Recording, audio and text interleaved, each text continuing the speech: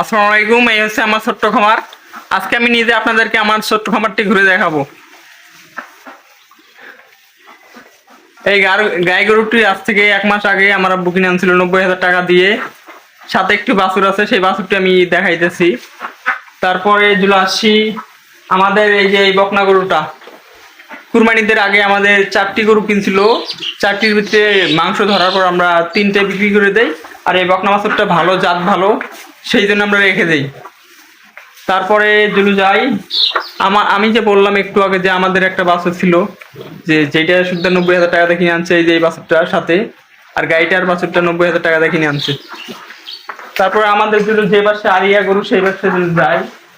এখানে আপনাদেরকে দেখালে, এই যে আমাদের এটার মা একটা ফিজিয়াম গাই ছিল, দুধ প্রায় 15-20 লিটার করে দিত। সেই গাভিটিকে আমরা বিক্রি করে দেই আরো 3 মাস আগে। বাছুরটির বয়স অনেক কম, অল্পতেই অনেক বড় হয়ে গেছে। তারপর যদি আরেকটু যাই,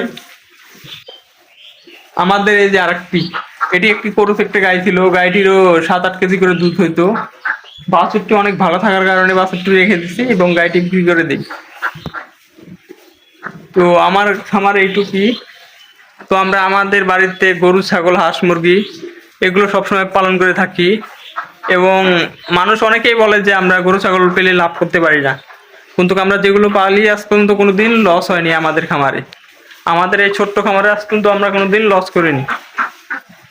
তো আমরা যেগুলো খাদ্য খাওয়াই, যেগুলো এগুলো সবসময় দেখতে চান, আমি নতুন ভিডিও বানাইতেছি, রেগুলার বানাবো।